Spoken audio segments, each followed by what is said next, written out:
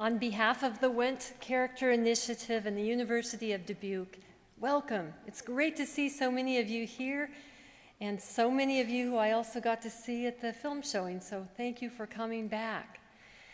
Tonight, the Wendt Character Center is sponsoring this event, and this is a center whose mission is rooted in the university's mission and Reformed Christian identity, and it fosters intellectual understanding of and personal commitment to leading lives of purpose and excellent moral character. Here at the University of Dubuque, we strive to become people of integrity whose lives are characterized by truthfulness, honesty, and stewardship. People of justice who treat all people fairly, respect diversity, and practice Christian love. And people of compassion who live by the golden rule in service of others. It's a big challenge, but it's something that we are committed to as a worthy pursuit. At this time, please allow me to remind you to take a break from your cell phones, turn off your beepers, your buzzers, your vibrators, your glowing screens, and accept the invitation to be fully present. We want to show Sister Helen that we here in Dubuque know how to be a good audience. And while you're doing that, you can note the exits on either side and in the back. The oxygen mask, oh no, wrong. But in the event of an emergency, the ushers will be ushering us out. Before I introduce our speaker, I would like to seek God's blessing on the evening. Will you join me in prayer? Almighty Creator God, for your glory you made us, and made us in your very image, a God of compassion and justice, a God who sacrificed your only Son for us. We praise you for your love and your faithfulness. Lord God, we need your strength and wisdom to pursue your will for the world. Forgive us our apathy and selfishness. Empower us to have the courage of our convictions and breathe life into the dry bones of our public debate and policy making, that our leaders might govern with wisdom and compassion and justice.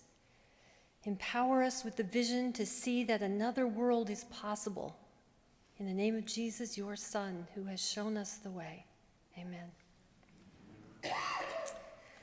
The theme of the Wendt Center this year has been justly fair, fairly just. And we, as Wendt character scholars, these people sitting in these front rows here, have been exploring what that means from a biblical standpoint and have been looking into issues of racism and issues in the criminal justice system. Our speaker tonight, Sister Helen Prejean, has been doing far more than studying these realities. When she became a nun and moved to live among the poor, she quickly learned of the systemic problems of injustice. But it was that providential letter from a death row inmate that began the journey she continues today to raise awareness of the problems and the need for elimination of capital punishment. Her burning passion is boundless. Her commitment is inspirational. Her belief in the dignity of human life is steadfast. Those qualities led her to write her first book, Dead Man Walking, which was then made into the award-winning film. And more recently, we've seen that story come alive in Dead Man Walking's school theater project and also in an opera.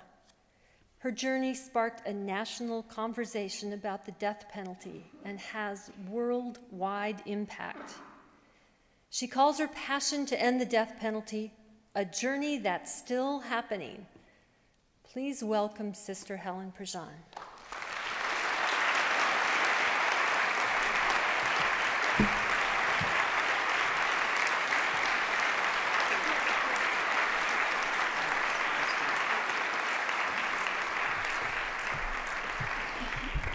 Have me a little stool for me. Unlike Anna Lee, I need it. And she kicks it to the side. So here we are. I'm happy to be here. We're going to make use of every minute we have tonight. Because I'm going to take you for a ride, unseen in your imagination. You just hook that safety belt around you, because we're going to go. It's a tremendous adventure of grace, I call it. In a way, my story is a vocation story of coming alive. God wakes us up. And when you think of it, when we become awake, deeply awake, and when we become committed, it's always grace. We can't really just say, I'm going to wake up. Or we can go into a cave and announce, I'm going in this cave for 40 days and 40 nights, and I'm going to fast. I'm going to do nothing but drink water and eat bread. And we can say, when I come out, I'm going to be skinnier. But one thing we can't announce is I'm going to come out and I'm going to be enlightened. Because when enlightenment happens, when we get it, that's God's grace that wakes us up. And that's another story of vocation, waking up to our passion in our life. Or another big metaphor that's used all through the scriptures and the people is to catch on fire. And it's interesting that one of the earliest revelations of God's heart in Scripture, in the book of Exodus, which was the first experience, the founding experience of being able to be liberated from Egyptian slavery, and that the Jewish people experienced that God, Yahweh, was with them and brought them out of slavery. And that voice in the burning bush that Moses heard, first revelation of God's heart, the heart of compassion, saying, I have heard the cry of my people. And then the call of Moses, you go now, your mission, liberate the people. My own call happened gradually. I became a Catholic nun. Vatican II happened in the Catholic Church, which was like an awakening of the whole church to be able to get closer to the gospel of Jesus. Because we were strong on all these Catholic doctrines, but to get closer to the gospel. And Vatican II was the first time Catholics started reading the Bible. I mean, we never read the Bible. We learned the catechism, but we never read the Bible. And that was a big thing in the Reformation when Martin Luther, horror, said the people ought to be able to read the Bible.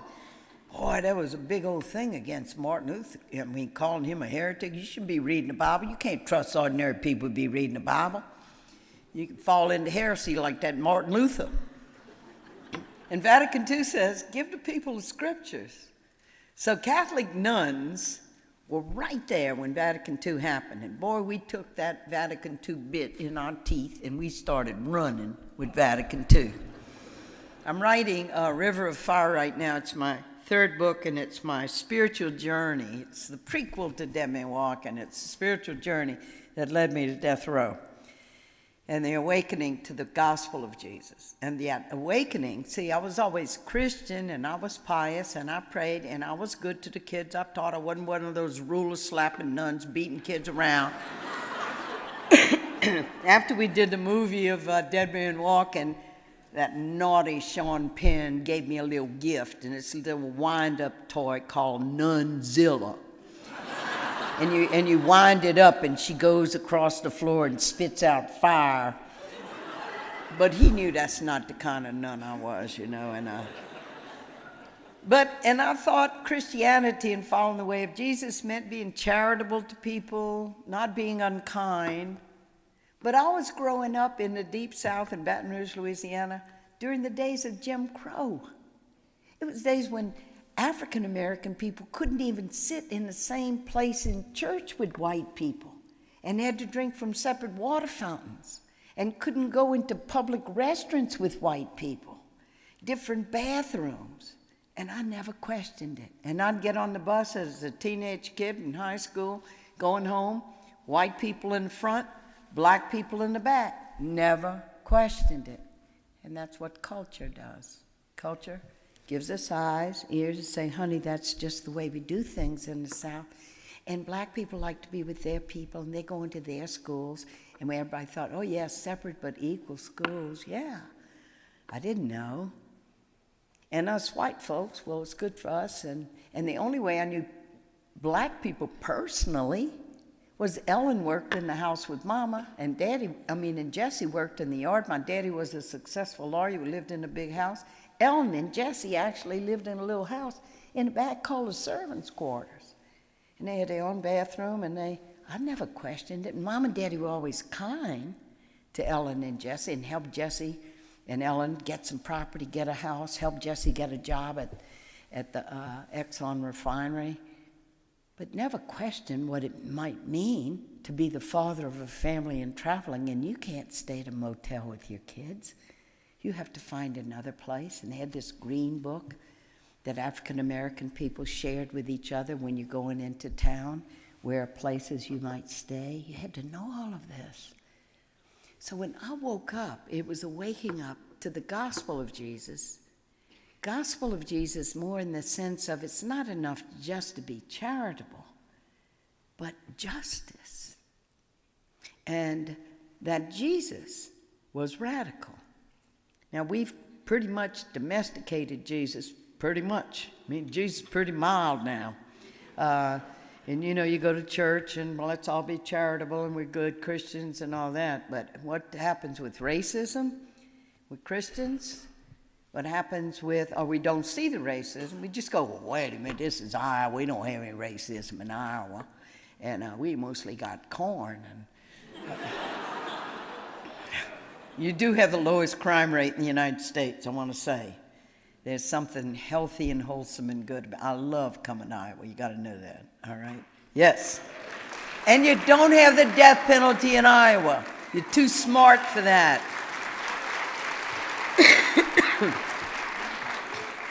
Slowly we're waking up in the United States of the states that have had the death penalty. Slowly waking up to it. And one of the things that's tipping it over is we've been at it for 30 years. You can't see an appreciable difference. If you have the death penalty in your state, does it stop violence? Well, while the track record shows that the states that do the death penalty the most have roughly double the homicide rate of states that never use it at all, that violence isn't related to whether or not you're going to select a few people and have the government kill them. It has to do with what kind of jobs you got, what's the education like, what chance in mainstream America do people have. And if you got dead-end lives and you don't have a way of getting a good education because the public schools suck and you could be a junior in high school, as I'm going to discover, and you can't read a third-grade reader, then what are you looking around? What are you going to do? You're going to get a job at McDonald's, you get a minimum wage, you're still in poverty, and here comes a drug dealer. And as a kid, you can start making $500 a week if you do drugs. It's a sub-economy when the economy isn't working for you. It's not just a bad habit. People doing evil things, let's go do drugs. There's so many factors. It's like a river, and there are currents in the river, and there are eddies, and whirlpools, and waterfalls. And what current are you in? And I've been meeting all the great students here and the faculty today. This is a great current in the river right here at DU. And you're lucky to be here. You're lucky to be here. You're blessed to be here. So when I woke up that the gospel of Jesus was more than just being charitable to people, it was about justice. And I said, I don't even know any poor people. And I lived in the suburbs of New Orleans. Over 50% of the city in New Orleans is poor. You look in any of our major cities. Look at Detroit, look at Chicago, look anywhere. The inner city becomes poor and people of color, and white people move out to the suburbs. And the way the education is based on the local tax structure, that's the quality of schools. And there have been a number of studies done. If you're in an inner city school, you got a low tax base, you got poor funding, don't pay teachers much. You're in a suburban neighborhood, you got a good school, you got to go to a private school, and you do well. And it is pretty much now we know pretty surely that by the time a kid hits third grade, if they're on track with education and then they graduate from high school and they go on to college, they're going to do all right. But you drop out because even though you're going through the grades, you're not getting the learning. So when I woke up, I moved into, it wasn't far geographically, it's probably less than a 20th of a mile. And I moved into the St. Thomas Housing Project, began to work with other nuns at a place called Hope House. And that's the way the story of Dead Man Walking begins. That's the way the journey opens up. And it was like everything was different. It was like another country. All the rules were different. What happened with the police and the young men was different. I wasn't scared of policemen.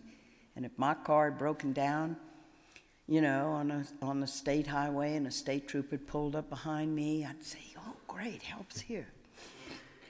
Every kid in the neighborhood had had an experience with the police. And then when I did research for Dead Man Walking, I found out there were more complaints to the Justice Department about police brutality in New Orleans than any other city. And as far as I was concerned, that could have been in Calcutta, because it never touched me. And we can live so separate from each other. It wasn't that I was bad, it's just that I was separated. I didn't get it.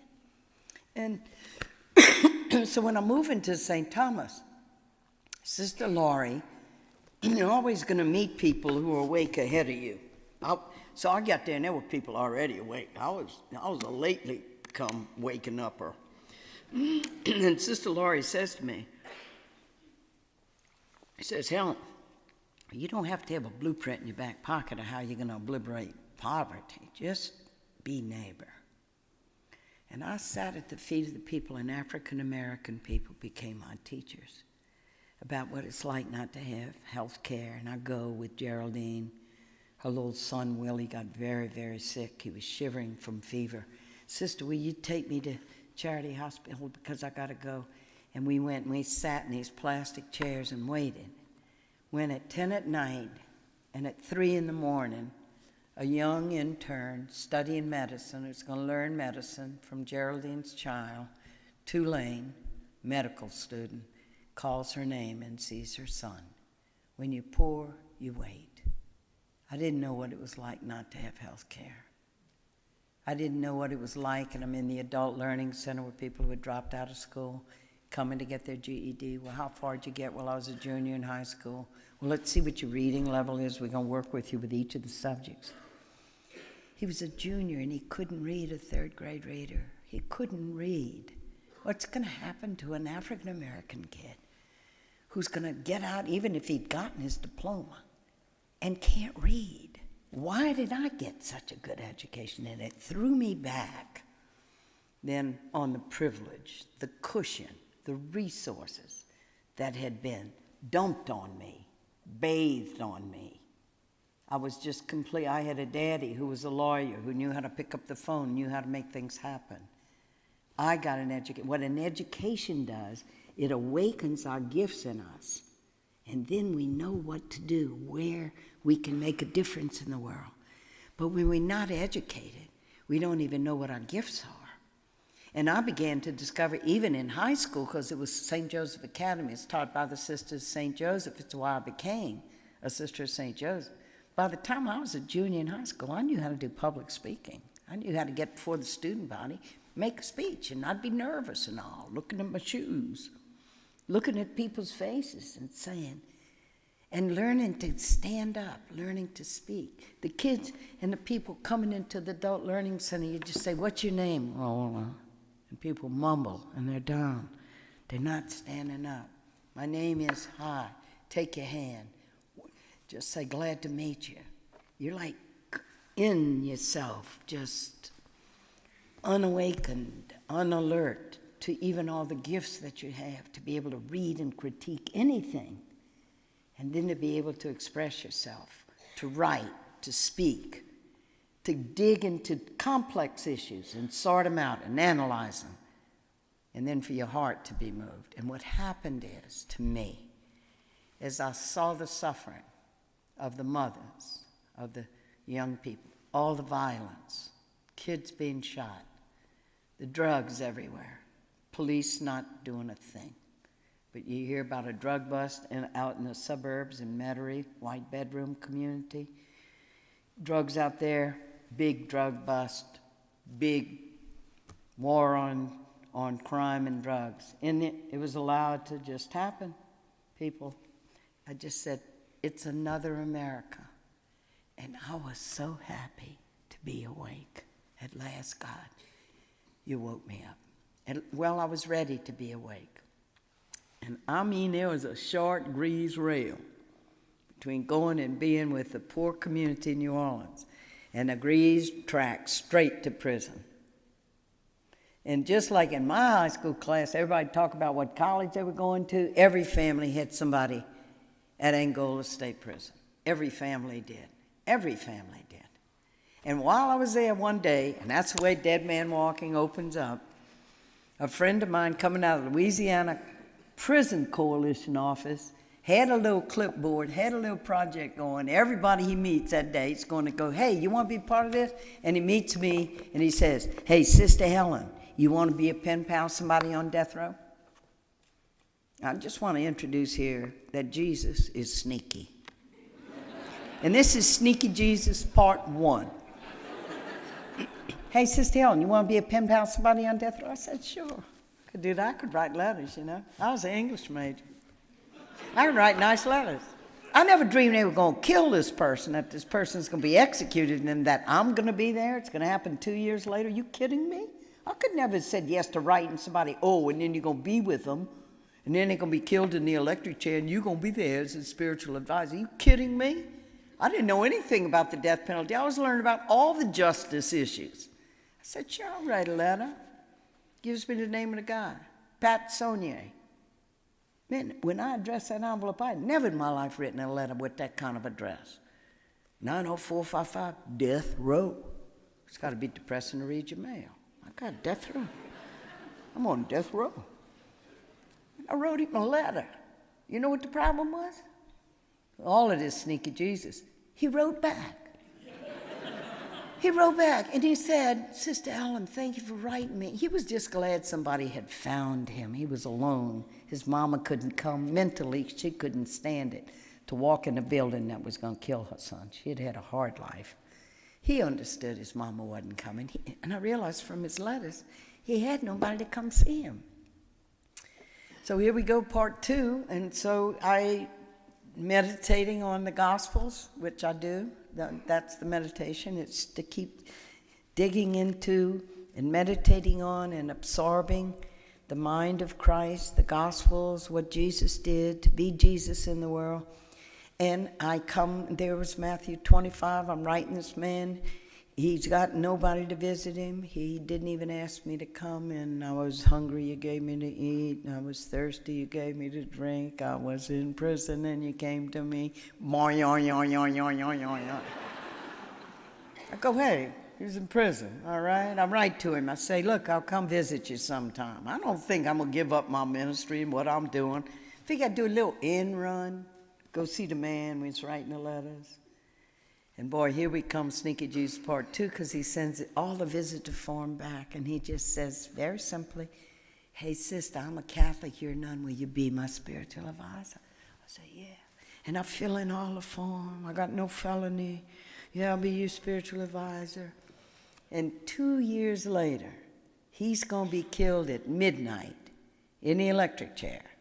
And at 5:45 in the evening, everybody's going to have to leave that death house, the lawyers, everybody, except the spiritual advisor, who's going to be able to be with him and walk with him, and he's going to look at my face when the state of Louisiana executes him, and it's going to change my life forever. And the way God lures us into grace, it's like this water in a lock, and a boat is in a lock. The water's at these 2 levels. You go into the lock. The water comes up under you, and you go into the next part of the lock. That's God's grace. That's the way I experienced it. So when it came time for that, the grace was unto me, and I did it with him. I did it because I could not bear the thought that he would be killed without one face to see him, to say to him, you are worth more than the worst act of your life. You are a son of God. You have a dignity that no one can take from you.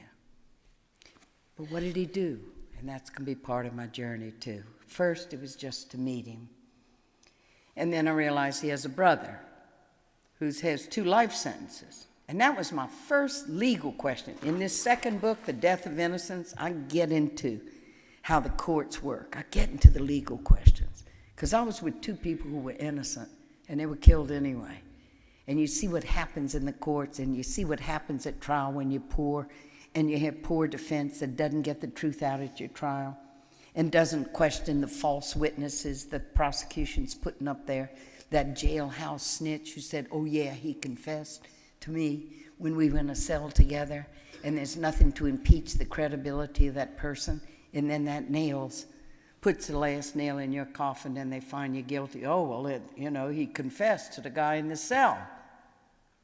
If you look at the 146 wrongfully convicted people that have gotten off of death row in this country, saved by Innocence Projects, a big part of them can point to jailhouse snitches that were used by the prosecution to seal the case against them when they had circumstantial evidence about their guilt. But there's that confession. Story of Joseph Odell, the second story in this book, was a jailhouse snitch that finished him off. And he had no way, no lawyer, to impeach the credibility and show that very man had a way of making deals with prosecution. And there was the evidence to show, hey, judge, can we make a deal? And yet he stood and took the oath and said, no, I got no favors for doing this. I'm saying this because it's the truth. If your truth doesn't come out at trial, and then you walk out of there and you've been convicted of murder and sentenced to death, and you're poor and you don't have access to good resources, there's a really good chance you're going to go right down that slippery slope and you're going to be executed. And this is 2 stories. This is just 2 stories of people who were executed because of good college volunteers, because of Innocence Projects. These are people often who aren't even lawyers, who get in and dig into these cases and say, you got the wrong person. And now we're a lot more humble in the United States. When we first went into doing the death penalty, nobody thought there'd ever be a mistake. It'd be a fluke. That's why we got all these appeals courts. And I'm soon going to learn the importance of having that lawyer by your side that's fighting for you. Because if a lawyer during a trial doesn't raise a formal objection to what's going on, and it's in the transcript and it's in the record, no appeals court will look at that issue. They will say, you and your lawyer strategize. And that's why Dobie Gillis Williams, the first story, an African-American man with an IQ of 65, who was executed in Louisiana, the first story in this book. And he was accused of killing a white woman in a bathroom, this little town of Manny, Louisiana. No forensic evidence against him. And he had an all-white jury made up of mostly white women. And the Supreme Court of the United States said, no, that was not against his constitutional protection to have a fair and impartial jury of his peers. Why? Because the lawyer who was so poor and so cowed over by the prosecution did not raise any objection to an all-white jury being seated for Dobie. And in the end, Dobie was killed, supposedly for killing this woman. It was, when you read this scenario, you don't just have forensic evidence at a trial. You got to have the scenario of the crime that matches that evidence. And if you read the story of Dobie Williams, the first story in this book, it's going to give you the wildest scenario of how this young black man crawled in through a bathroom window as big as a microwave door and stabbed to death this woman sitting on a toilet and didn't get a drop of her blood on him, and then sailed out through that same small window with the curtains there and the curtains hanging intact, not a smudge of blood on the windowsill of the curtains. And you will hear that prosecutor say that to the jury, and that Dobie Gillis Williams had to be the one that killed Sonia Nippers that night in the bathroom. And how did they know that? He had no blood on him. He had no evidence. The husband said, I went in, and my wife's last words were, a black man is killing me, out the bathroom window. And then he even gives And she supposedly just said, they never checked out the husband. They never checked his clothes. They never checked anything. What he said is what went. And it's a little bitty, very racist town. Black people lived literally on one side of the track and white people on the other. And that husband got away literally with murder. And Dobie was killed for the death of Sonia Nippers. When I started out and I wrote the first letter, I didn't know anything about any of this.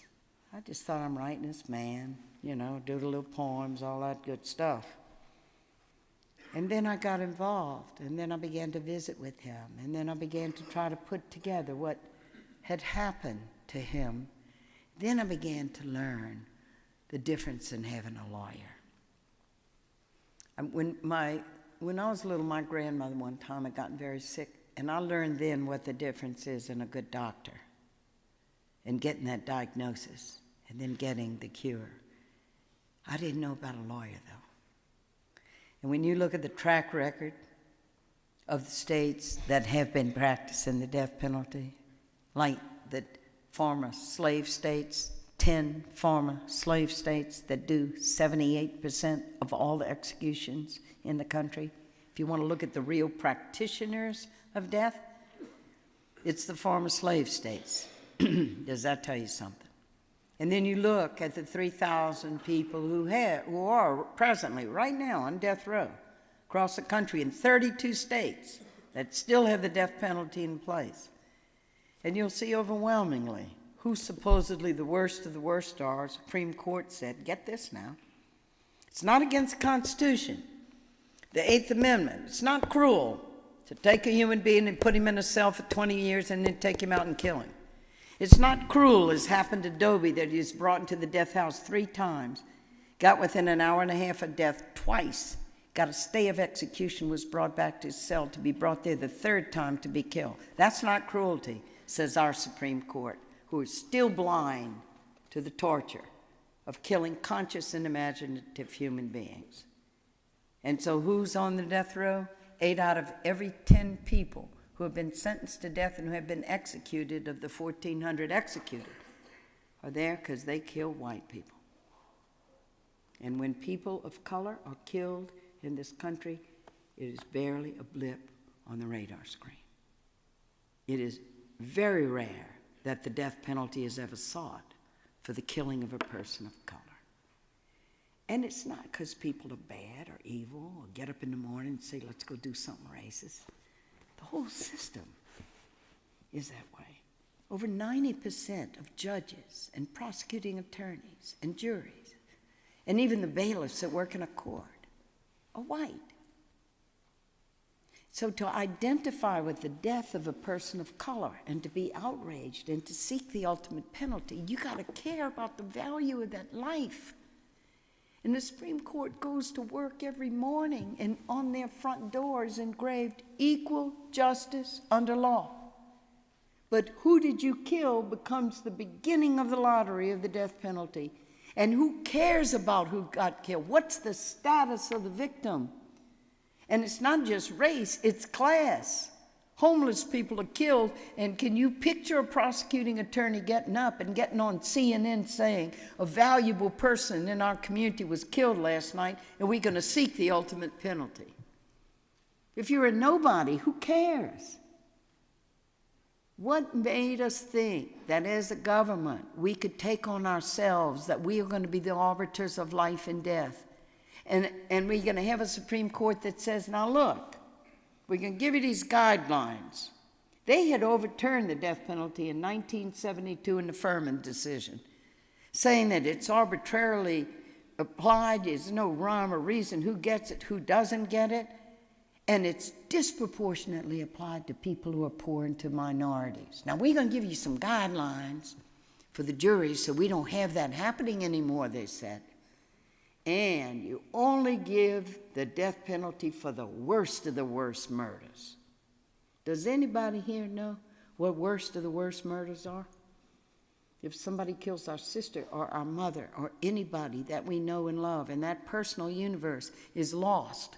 So, well, not the worst of the worst, it's just my mother.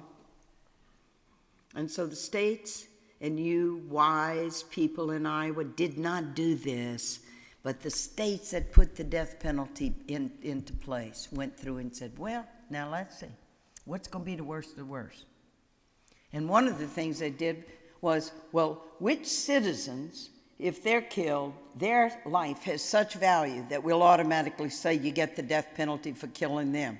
And everybody started with their list. If you kill a policeman, okay, policemen defend us. They risk their lives for us. But not a fireman. Not a fireman going up a ladder where some sniper kills him. No, not firemen. Not public health nurses. Not public school teachers. We have this meritocracy. Whose life has value? And then they go down the list. Well, if you kill a child. And so picture this hearing before the legislature. If you kill a child and hear these parents saying, our son was killed. He was the light of our life. But he happened to be 14 years old. And you have defined a child as 12 or younger. You're not, our son isn't worth a death penalty because he was 14 years old? How do we define worst of the worst? And how do we put ourselves in charge of a system where we're going to select those people, and then we have a process of coming to justice, and we'll then decide who should live and who should die? And I tell the story in both of these books about jurors. Think what happens to you if you're on a jury. So it's clear you found the person guilty. Okay, no doubt about that. That's the guilt to innocence part one of the trial. And then you come to the sentencing part of the trial. And then there's no holds barred. They can bring in any kind of mitigating circumstances. Let me tell you about this person and why you shouldn't kill this human being. And that's what the defense team right now, with Jahar Tsarnaev, the younger brother, that trial going on in Boston. And you can read about it, and you can read about the defense that people are going to put up for this younger brother under the influence of his older brother. And just to say to that sentencing jury, you don't have to kill young Jahar Tsarnaev to show how much we despise and hate the crime he did of hurting and killing 3 people with those bombs in those knapsacks of theirs, their backpacks. And that jury of 12 people, there in Boston, Massachusetts, which has not had the death penalty in years, and the polls are showing more and more people in Boston are saying, we don't want to give him the death penalty. In our state, we don't have the death penalty, but the feds have come in and they said, well, we're going to seek the death penalty. Can you imagine what is going to happen?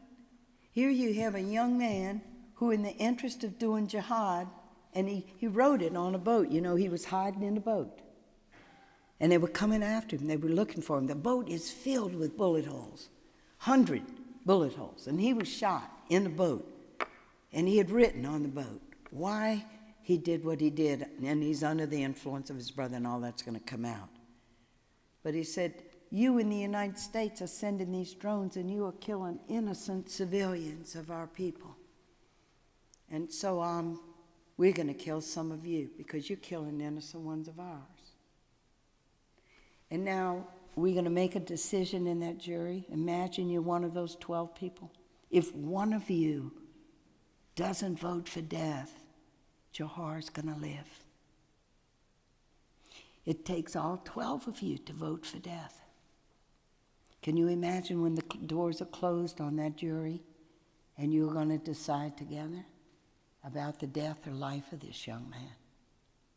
And the whole Muslim world that'll be watching, the viral news that will go out, hey, decision was made in the United States to kill one of us for our jihad. What will happen then? What does it mean to say that we will take on ourselves and give our government the power to be able to decide some of you deserve to die? Now, we're going to set up this process. We'll leave it up to the jury. I tell the story in here, jury people, the anguished juror, I call him. He was for Robert Sawyer, one of the men we executed in Louisiana, who was mentally, he had brain damage. But he didn't have good lawyers during the trial. They didn't have lawyers to say, look, we had an MRI done. We want you to see this man's brain, the man who did this, because you never just have crime, you have culpability. Is this the worst of the worst? Look at the damaged brain of this man who did this deed. He killed this person. Should we kill him? And so there was this guy, he was on the jury, and it was clear that Robert Sawyer was guilty. He said, I had no problems with that. But then we all went in, and we're going to decide now if he lives or dies. And I could tell a guy didn't look right. That was the way he put it. So I thought, we go in, everybody just, it's democracy. You kind of say where you are on it. And so the foreman said, well, look, we're going to do a little straw vote here. We're going to see where everybody is on this. And so they go around. Death, death, death, death, death, death, death, death, death, death, and they come to this guy, and he goes, hey, let's let him live. Who are we to decide he should die? He said, sister, they came down on me. I'm going to clean it up. Gravy on rice. That isn't what he said. He said, man, pressure, and they saying to me, man, you can't do that. This guy's going to get out and kill again. They were telling me all this kind of stuff, and I didn't know any different, and I caved in. And the night Robert Sawyer was executed, this juror, drunk and crying, called Nick Trinacosta, the lawyer of Robert Sawyer. And he said, I tell my son, never cave in to pressure. Son, always stand up for what you believe is right. Jurors, ordinary people like us, deciding, you live, you die. It's been an amazing journey for me, and it keeps happening. In Dead Man Walking, there's another part of the journey that I got to tell you and take you into. Who was that man, Patrick Saunier, wrote the letter? What did he do? What was the crime? And they had a good editor. I was telling that to the writing class today. And he helped me shape this book. And he said, Helen, in the first draft of Dead Man Walking, he said, you wait far too long before you tell about the crime. And nobody's going to read your book. You a nun, spiritual advisor to the poor murderer on death row, all your sympathies with the murderer, listen to his human rights, all that good stuff. What did he do? Who suffered? The nun won't take it. She won't face it about the terrible crime and that people need to deserve the death penalty for these crimes. And so he helped me do that.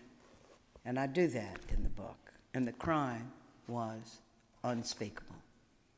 Because I get to know Pat, I get to know his brother Eddie, I know them as human beings, and then I found out that their crime was that on a November night, 2 young teenage kids, David LeBlanc, 17, Loretta Bourque, 18, had gone to a football game on a November night and then gone to a local lover's lane near a sugarcane field to park. The 2 brothers are rabbit hunting with 22 rifles, see the car pull up, and we know what happened because 5 other teenage couples came forward when David and Loretta are found murdered and said, this happened to us. And what they do is the brothers would approach the car, and we were all scared. We were there, and we see these flashlights coming, and then we see these brothers, they have guns, and then they say to us, hey, you're trespassing. We're security people that work for the people that own this property. We have to bring you over to the owners. And then that quickly moved to, well, look, tell you what, the girl has sex with us, we won't report you to the owners. We were scared. And then afterwards, none of these kids said anything. And maybe they were scared they were going to come kill their family, whatever. But this night, David LeBlanc, 17 years old, Loretta Bourque, 18 years old, Loretta had been raped, and they are found lying by that sugarcane field, and they've both been shot, execution style, in the back of the head, dead in the field. And the 2 brothers, no doubt about it, they did it. And I am the spiritual advisor to 2 brothers and visiting with them. I was so stunned by the horror of what they did. I mean, these 2 innocent kids. And then that whole nightmare world for the parents is going to open up to me, but not before I make a very bad mistake. And immediately when I heard what happened, I thought of the parents, and I thought, my God, this is every parent's worst nightmare. The last time you see your kids alive is in the kitchen talking to them before they go out to a football game. And the last words you say, this is a big thing in the opera of Dead Man Walking, it's the parents singing. The last words we said were, did you clean your room, do your lessons? If we'd known it had been the last words we'd ever say to our child, we would have told them how much we love them. But it was about the hem of a skirt or the cleaning of your room or study your lessons. And I thought of the parents. And then I thought, oh, well, they're not going to want to see me. I'm the spiritual advisor to the two people who killed their kids. They're going to be on the seesaw with the death penalty. They're going to be given the death penalty. And then they see if you're not for the execution of the person who killed the child, you're their enemy. And they're not going to want to see me. And I stayed away. I did nothing. I didn't even write them a note, even a note, to say, I'm so sorry about your child. I did nothing. And it was a terrible mistake. And I met them at the worst possible time you could see and meet a victim's family, because it couldn't be more polarized. It was at the pardon board hearing, 1 week before Pat Saunier is executed. And what am I doing at the pardon board hearing? Me, a lawyer, and one psychiatrist, the three of us. All the rest of the room is packed with the victims' families, their relatives, and their friends, and they've been told by the prosecuting attorney, you get all your friends there and you pack that room and you stare down those 5 governor appointees and don't let them deprive you of your justice. And they're all there, and I'm there. Why am I there? To ask the pardon board not to kill Patrick Saunier. So when does the nun show up? The nun shows up, oh, she's going to ask for mercy for the murderer. She's his spiritual advisor. Well, our child had no spiritual advisor when she was ripped into eternity in the last moments of her life.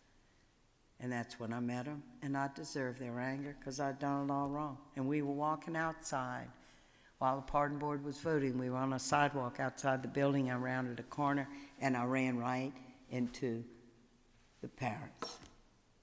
Loretta Bourque's parents, David LeBlanc's parents, ran right into them. And the Bourques were first. And they saw me, and they were furious at me, and I can't blame them. And they just diverted their gaze like that and walked past me in silence, and the boys' parents were right behind them. And I expected the same thing, which I deserved, really.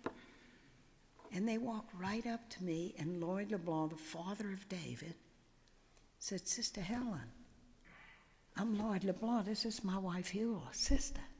It's our boy David who was killed by those 2 brothers. Sister, all this time you've been visiting those 2 brothers and you didn't once come see us. You can't believe the pressure we under with this death penalty. I don't know he's under any kind of pressure. What does he mean he's under pressure? Doesn't every victim's family, if you're given the chance, don't you want the death penalty? He said, Sister, you need to come walk in our shoes. I'm sure when you visit with those brothers, they show you their best side. But sister, they killed our only son. Eula and I are too old to have other children. Our family name died with David. Sister, you don't know what we're going through. You got to come and walk in our shoes. And then he said, here's the invitation of grace, because I'd done it all wrong. I pray in this little chapel, sister, come pray with me. And that was an invitation I couldn't turn down. And I find myself kneeling alongside this man in St. Martin of Tours Church in this little town of St. Martinville, praying with a man, praying for his son and the safety of all teenagers. And we were saying the rosary together, and that's a Catholic prayer that remembers the different mysteries in the life of Christ and his mother. And it was on a Friday. And on a Friday, you remember what's called the sorrowful mysteries, or the agony and passion and death of Christ. And I'm kneeling alongside a man who's praying through the agony and passion and death of his only son. And that first glimpse I got of his soul when we prayed together was because he prayed for his family, he prayed for the Bourques, he prayed for the safety of all teenage kids, and he prayed for Mrs. Sonia. He prayed for Pat and Eddie's mother who lived in the town, and he knew what she was going through. He knew people were cutting up dead animals and throwing them on her front porch. He knew when she went in the grocery store, people were saying loud enough for her to hear, there is that white trash woman, her sons killed the LeBlanc and the Bourque kids. What's she doing in here? He prayed for her. And this man, he's the hero of this book. I did it all wrong. He was the first victim's family who let me in and took me with him through this journey of this impossible sorrow and loss, where he also almost lost Eula, his wife, through grief. They had to move David's grave, to move him to a cemetery so Eula can visit his grave every day of her life, or she can't make it through her day. Unbelievable sorrow that I had never even dreamed of. And then he took me, and he was the first victim's family to take me into what is the meaning of forgiveness. And he said, sister, people think forgiveness is weak. And when I said pressure on me about the death penalty, sister, everybody was saying to me, Lloyd, you gotta be for the death penalty or it'll look like you didn't love your boy. And I never thought of that. That here you have the ultimate loss of your child and you don't seek the ultimate punishment. What's wrong with you? Everybody was saying that to me, sister. In fact, Eula and I sometimes would go to different masses on Sunday to try to see if we could hear a priest get up in the pulpit and talk about the gospel of Jesus, who had said, you've heard it said, an eye for an eye. And Jesus who said, love your enemies. And I say, forgive 7 times, 7 times. And I couldn't hear it anywhere. And sister, you weren't there for us either. So he said, I went there. In my mind, I began to go to that place, and I pictured myself pulling the switch on both of those brothers, and I wanted them to know pain for what they had done to Eula and to Vicky and to the Bourque family. Mrs. Bourque almost went crazy over the death of her girl. I wanted them to know pain, and I wanted them to know death, and they were right. And then he said, I noticed what was happening to me. And he said, sister, I've always been a kind person. I love to help people. I've been that way since I was a little boy. I'm good with my hands. I can fix things. If I'm out on the road at 2 o'clock in the morning, somebody's broken down, I'm going to help them because that's who I am. And I was losing it. I was angry all the time. I was snapping at Eula. And then he did his hand like this, and he said, then I said, they killed our boy, but I'm not going to let them kill me. And he set his face to go down the road that Jesus taught of forgiveness. He said, people think forgiveness is weak, like you're condoning what, I forgive you, forgive and forget. Yeah, like, oh, it's okay, you killed my son. And he said, condone it. David was only 17. Every time he has a birthday, we lose him all over again. Condone it. But I wasn't going to let him kill me. And he gave me an insight. Maybe that's what Jesus meant of why we love our enemy. It's not. The foremost meaning of forgiveness is not to lift the burden of the one who hurt you, though it may have that effect, but it's to save our own life. And maybe that's the meaning of the Native American proverb that the one who seeks to go on a journey of revenge should first dig 2 graves. And I have met victims' families in this country over these years. I have met family after family. The second story in here is about a family where Robert Lee Willie is the man who was executed, and he and another man had killed their daughter, and they had their own press conference before the execution. They couldn't wait to see him die. And when they came out after the execution, Vernon Harvey, the stepfather, Elizabeth, the mother, and their daughter, Faith Hathaway, had been brutally killed, and they got to watch Robert Lee Willie be executed in the electric chair. And it was the first time a state allowed a victim's family to send representatives to watch the execution, and all the national media was there, and they're all waiting for Vernon Harvey when he comes out after watching the execution. all the cameras, all the lights. Mr. Harvey, you just saw Robert Willie executed. How do you feel now? Is it what you thought it was going to be, Mr. Harvey? He said, anybody got any whiskey? Anybody want to dance? This is the second story in this book. He said, I'll watch that SOB Friday night. He said, he got what he deserved, and I got to watch it. And then he said, but you know what? He died too quick. And he did his thumb like this. He said, I hope it burns in hell. He'd only killed Robert Willie once. It was over. Where was he going to go now with his anger? And I write about it. I was standing in that same parking lot outside the prison after the execution because I was spiritual advisor to Robert Willie, and I had been there too. And my image was, I watched Vernon Harvey, and I'd gotten to know him. And I went, it was like a very, very thirsty man, and he had just had a long drink of salt water. And every time I visit Vernon Harvey, he would kill Robert Willie again and again. He couldn't kill him enough. He could only kill him once. Question: do you think it can heal a human heart when someone has lost their loved one to have the state promise you that hopefully it won't be too long, 15 years, hopefully not 20. The average wait in California for an execution is 25 years.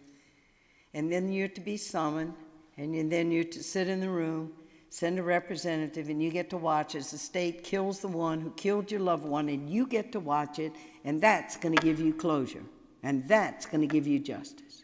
Can it? Can it? And what are we doing?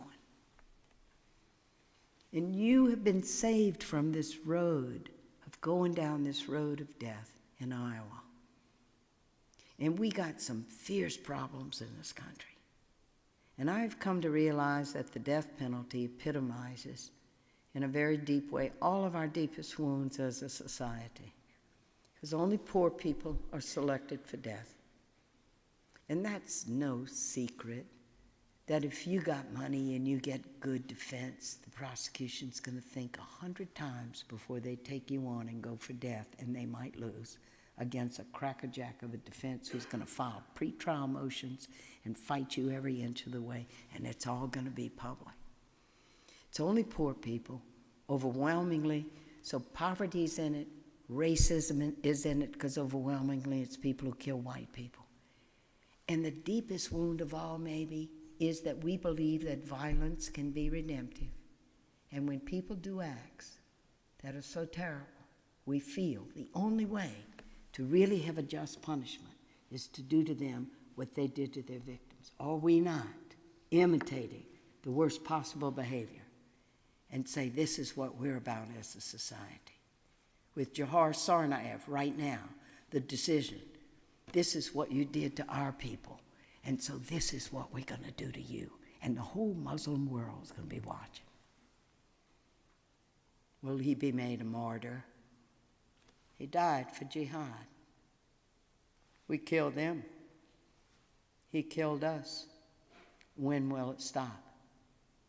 And those of us who try to follow the way of Jesus, those of us who live a life, try to live nonviolent love and a life of justice, because when we have place for everybody at the table, and when there's justice in this land, we will have peace in this land. If we want peace, we got to work for justice. And just briefly, I'll just say that in the second book, I talk about the dialogue with Pope John Paul and the dialogue in the Catholic Church about our Catholic faith and standing up in opposition to the death penalty. And it's taken 25 years to have strong opposition.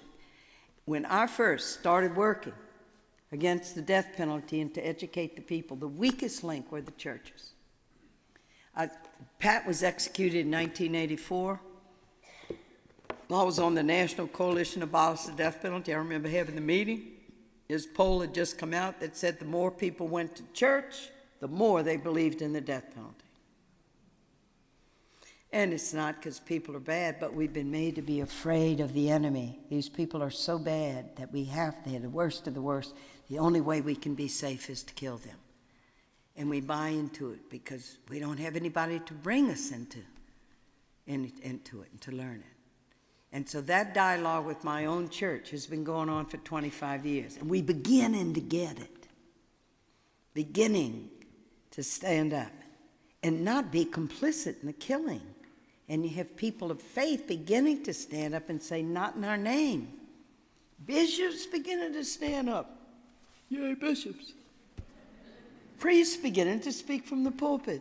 But the people in Vatican II taught us this. People, the church is the people of God. We, the faithful, we, the people who believe, are the ones who have to do the gospel. We don't wait for these leaders to do it. It's an amazing journey. It's an amazing waking up. The gospel of Jesus. What does the gospel call us to? And to be people of peace, where it counts. And these beautiful students, this great potential you have for life, to give your life, to help build a society of justice and peace. And the faculty, and all of you who've come tonight. It's not an accident we're all in here together tonight. God brings us together in this act of providence together.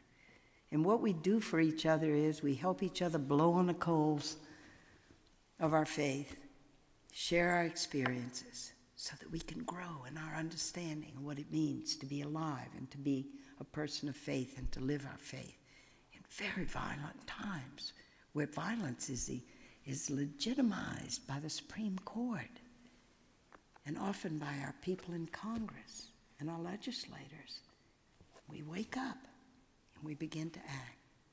And I invite you into the journey in the book. We have the books out there. You can get both of the books for $25, and it helps our ministry of the Energizer Bunny nuns in this country that are getting in there with the people and educating people on the death penalty. And I want to invite you to get into the book because when you read, you're quiet and you can go into places maybe that you've never been before and come to grips with some that I know you have no way of knowing about. And when I came out of that execution chamber, when Pat Saunier looked at my face and they killed him, and then they brought me in this prison vehicle out to the gates of the prison, and the sisters were waiting for me. They put a coat around me. I was so cold in watching this protocol of death.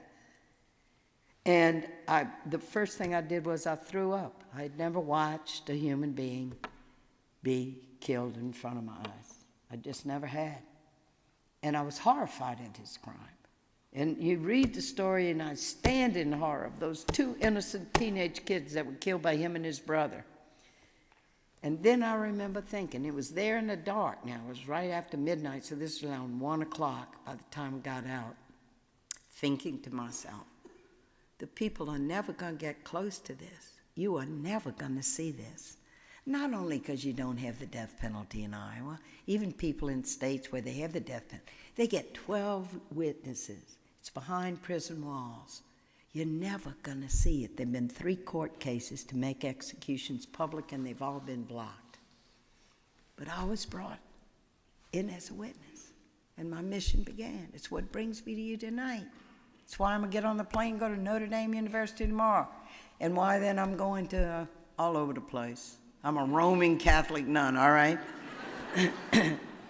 Because I've been a witness, I got to tell the people. And I'll end with this because I'm writing my spiritual memoir, and I'm going to start with this prelude. It's called River of Fire. And it's going to begin like this. They killed a man with fire one night. They strapped him in a wooden chair and pumped electricity through his body until he was dead. His killing was a legal act because he had killed. No religious leaders protested the killing that night, but I was there. I saw it with my own eyes, and what I saw set my soul on fire, a fire that burns in me still. And now here's an account of how I came to be in the killing chamber that night and the spiritual currents of the gospel that pulled me there.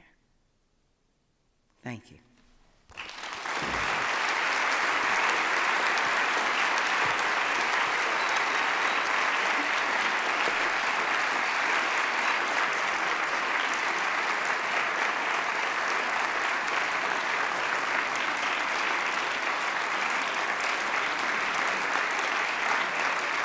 Thank you.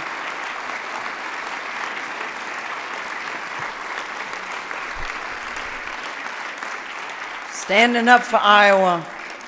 Iowa for life. Good. So we got a little time for conversation back and forth. So if you just stand up and belt it out, and I'll repeat it. And comments, questions, doesn't just have to be questions. What do you think? What are some insights you have? What do you want to just say as part of the conversation together? Anybody?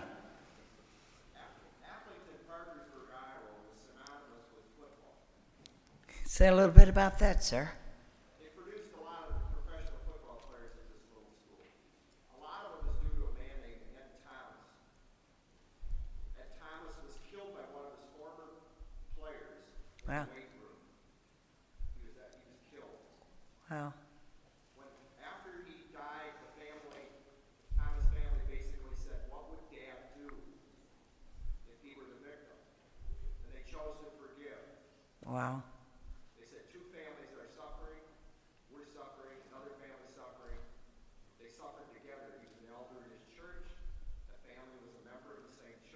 Wow. They suffered together. Now Appleton Parkersburg is synonymous in Iowa with forgiveness. My, what a story.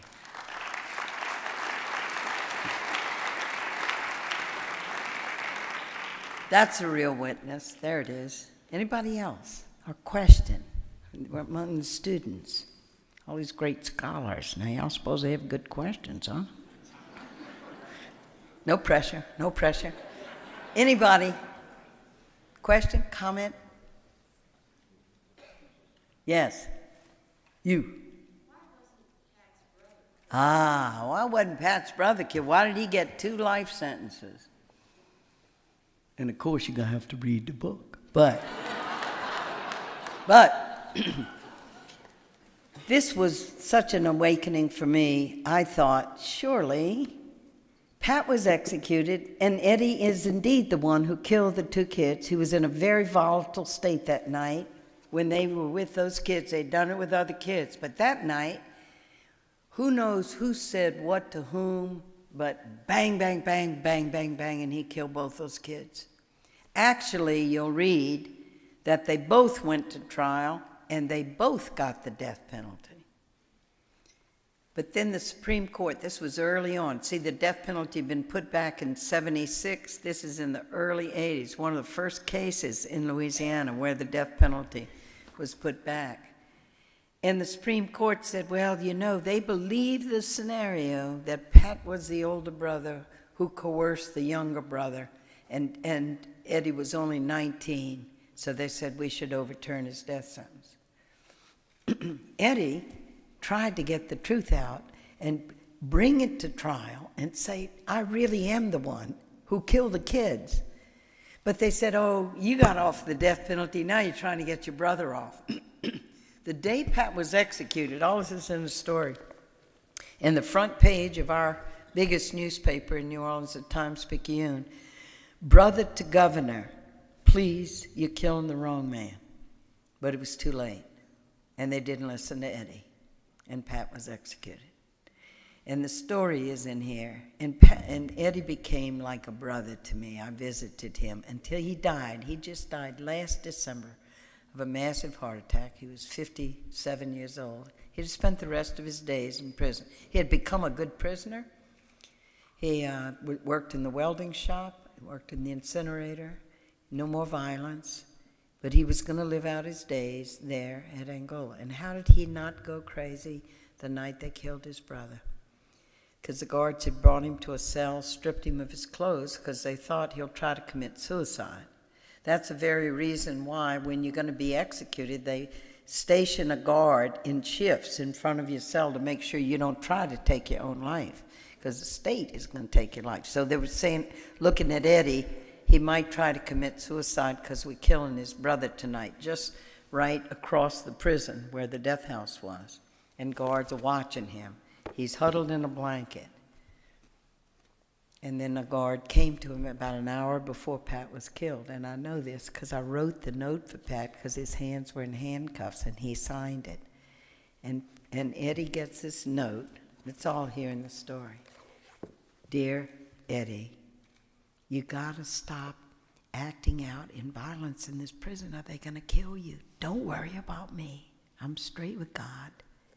And he signed it. Your loving brother, Pat. And Eddie read that letter every night before he went to sleep for 3 years. Your loving brother, Pat. And he needed it because of what had happened. And his brother died and he lived. And I learned that the lawyers were terrible. The lawyers saw Pat for 1.5 hour on the day of his trial to prepare his defense. It starts on a Monday, they picked the jury. By Thursday they had convicted him, found him guilty, and by Friday they had sentenced him to death, and it was all over. And Eddie, same thing.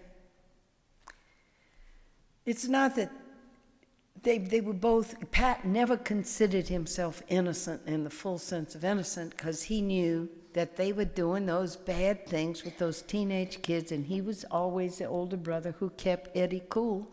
And one night Eddie lost it, and he felt responsible because he was part of that. So he never thought of himself as innocent. And when he died, it's all in here, and he gave me his Bible. I'd never noticed. Some Psalms he underlined, like Psalm 31, "Oh God, they plot to take my life. You are my rock, on you I stand. Oh Lord, be merciful to me, a sinner. Have mercy on me. I rely on your mercy." And then you know how you have in the front part of the Bible like births and deaths and weddings. And his birth was already written in there, and he said, "Here, in my own hand," and he wrote the day of his death. Jesus said, we don't know the day and hour of our death, but when the state kills you, you know the day and you know the hour. And he wrote it, his death. And we killed him. 2 weeks later, there was a report of a teenage couple that was abducted and killed out in this field. Was it other people imitating what they had heard? Another mother buried her child. What's great about the opera is they bring out the mother of the one executed. What about her? What about this family who has a brother or sister on death row is going to be executed? What happens to that family? How do you not exert all that anger toward the family and hate them as much? There's stories in there too. Maybe someone else? Yes.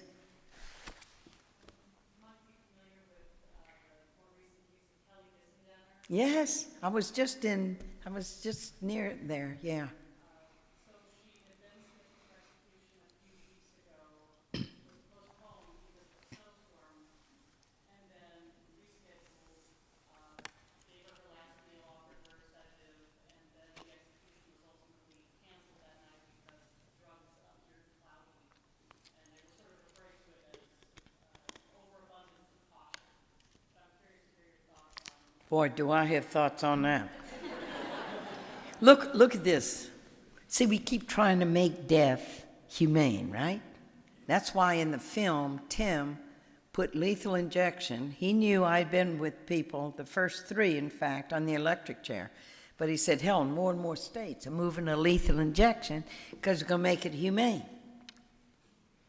Can you make death humane for conscious, imaginative human beings who anticipate dying and die in their minds 1,000 times before they die? And like I mentioned about Dobie, brought in the death house 3 times before he's executed. 3rd time he said, "Sister, I need it to be over. I can't make my legs walk. I can't keep going through this."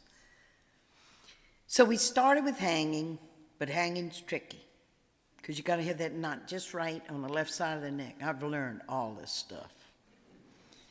So then we moved, well, hanging, because if you don't get that knot in exactly the right place, the person twists in the air and it looks bad. It just looks bad. We need them to break the neck, and hanging's going to do it.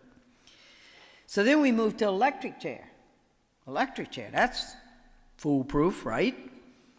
And then Jesse Tafara in Florida's head catches on fire because they put the wrong kind of sponge in. And then there are other people. There's a case of this young black boy. His feet didn't even reach the floor, and they go to electrocute him, and the chair wasn't good, and he goes, hey, I'm alive, hey, stop that. And it didn't kill the kid. It gets before the Supreme Court, and they go, double jeopardy. They go, nah, double jeopardy is only a trial. This is just the method didn't work, try again. And they kill the kid. So electric chair could be chancy.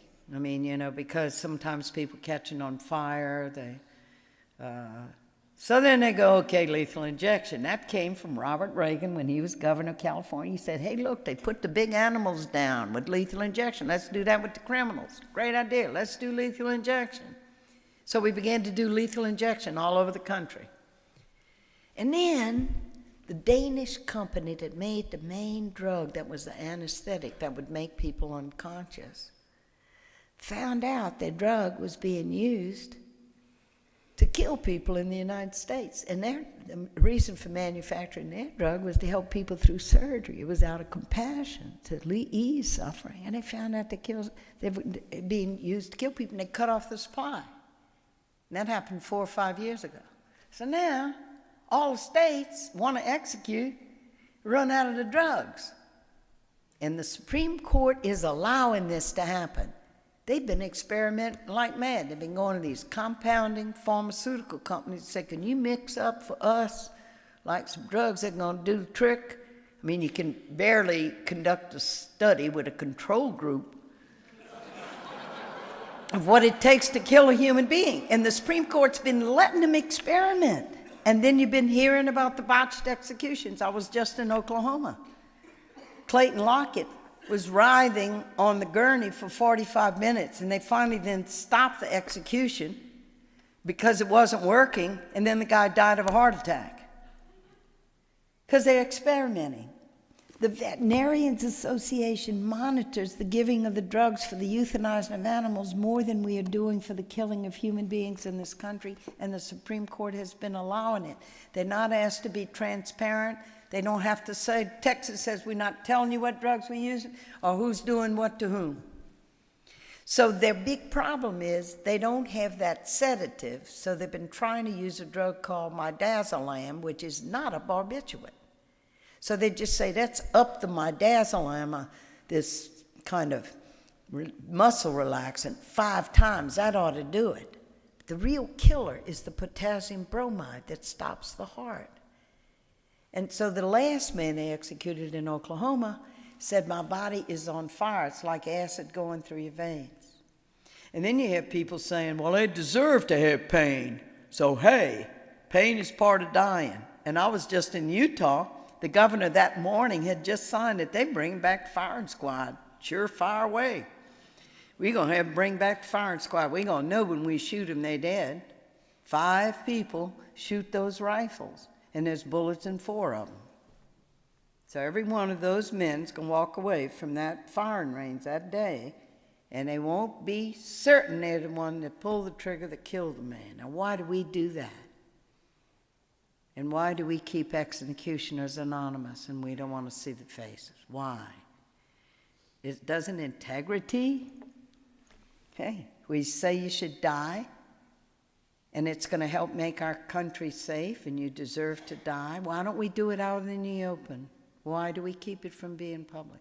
And it's more terrible, too, in this lethal injection thing. It's 3 drugs they've been using, and the second one is to paralyze the person being executed.